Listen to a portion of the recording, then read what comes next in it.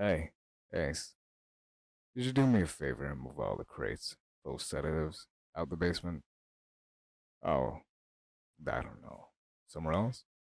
They're taking up a lot of space, and I could really use a room. I was gonna take someone here, and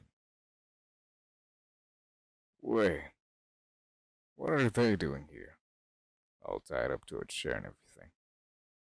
Did I sleep kidnap them? Is that man? I'm amazing.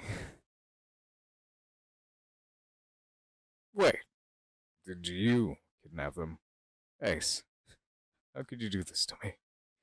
You know I spent all that time and money renovating the basement so it could be luxurious and cozy for my love. Wait, sorry. Did you kidnap them for me or No, I kidnapped them for myself. you monster? Now that your basement renovations are done, it will serve them as my captive instead. I mean, honestly, I believe that it's better this way. You can never take care of them properly. Isn't that right, sweetheart? Josiah here is completely incompetent.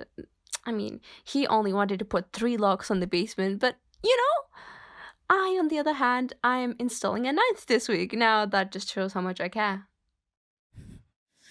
If any lock pickers can get past three, they'll get past the ninth. And three is enough for deterrence. Any money spent beyond that is better spent on cameras, motion sensors, or, making the basement cozy for my darling. You are incompetent. You who taught you to tie ropes, huh? I thought you were in the scouts. Look at this. Look at this. They're already free. Did you even notice? They're only pretending to be tied. I can't believe you. This is why you need the chain tied to their ankle.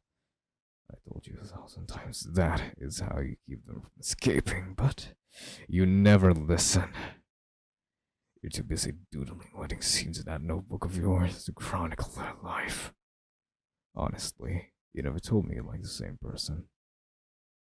If I knew, I'd well, I wouldn't kill you because you're family. But I would. And it disgusts me to say this because I'd hate to actually take someone I don't obsess over. But I kidnap you. Oh, please. You couldn't kidnap someone if they were even delivered at your doorstep asleep. I, on the other hand, meticulously planned every little detail to bring them to our basement while you were too busy fussing over what color to paint the walls. By the way, that's an ugly color, but that's just half of the story. Not only you're incompetent, not only you have bad taste in interior designing, but you also don't love them as tenth of as much as I do. Hey, hey, listen to me, sweetheart. Josiah here has no idea what love really is. I'll tell you what love really is. I stalked you to know your favorite shows, what your favorite characters are. Then I bought cosplays of them so I could cosplay them for you. Yeah, but unlike Ace, I'd actually look good doing it. That's a lie. That's a lie, and I have pictures to prove it.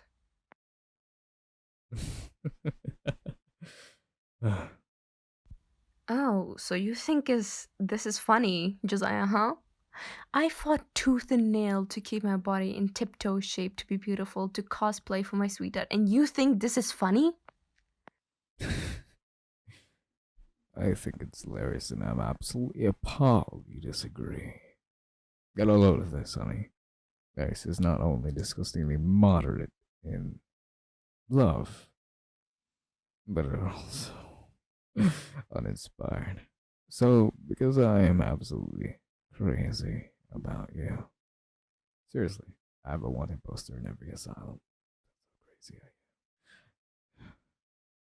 But because I am absolutely crazy about you, I took up wood carving so I could make a wood carving of you. You can see it on the shelf to your left. My interior decorating skills are impeccable. I know. Well, actually, I made way more than that. Wood carving of you. The one on the shelf is just my greatest work. I had to move the others out. They were taking up a lot of space. And I know you probably want lots of room to run around and whatnot here, because you won't be going outside anytime soon. But anyway, I'm kind of rambling here. The point is, while I was making wood carvings almost half as perfect as you are, Ace here tried copying me, because they're an inspired copycat who can't express their so-called love in original ways. Of course, like all things, they really sucked at it. Instead of making a glorious wood carving fit for a shrine like mine, I don't know. I set one up. Instead, all they did was give themselves a bunch of splinters. It was almost as funny as that time they tried spraying themselves little by little to develop a resistance. I still have a video. But anyway, all they succeeded in doing was giving themselves a bunch of splinters, and they were too proud to ask for help on how to make wood carvings. You don't really want someone like that, do you? You want someone like me. Someone who drinks your drinks from time to time, so you can get a sleep at somewhat a reasonable hour. Now, if that's not what love is, I don't know what it is. Josiah, not to condescend, that means talk down to you, by the way. But a few pieces of wood and some sleeping pills aren't real love. Listen to me, sweetheart. Josiah here, out of his element. He couldn't fall in love even if Cupid shot them with every arrow he had in his quiver.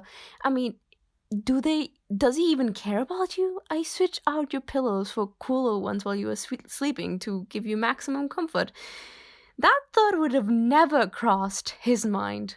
That's because I wouldn't want to wake them up. Josiah here is a sham, a phony, paper mache excuse of a lover. I, on the other hand, your perfect, ideal lover. I went to the forest and carved out initials into 1,000 trees just to show the world I love. The hell did nature ever do to you? And what did romance ever do to you, huh, Josiah? How could you be so uncaring of them? The reason I was able to first kidnap them is because you were busy dragging your feet to your lack of devotion. Like, you live a whole different world from me. You could never understand my love. I'd love my sweetheart even if I was chocolate and like if they were chocolate and I was a dog, even if they were an ant eater and I was an ant. You could never get on my level, even if it was in 1,000 years. Well, I suppose at terminal velocity it will take a bit over 1,000 years for me to fall to your level. So yes, we can agree on something for once. To illustrate this point, I'll let you in on a little secret. I baked my darling cookies and then wrote a name of one of their friends in each one, in frosting, to remind them that I know all their friends and where they live. And hey, accidents can happen, especially when you try to run away from someone who just wants to love you. And also just to give them a tasty treat. You can't have any, by the way. You poor, poor fool. You can't protect my sweetheart. You can't protect anything you love. That's why you didn't notice that I already ate your cookies.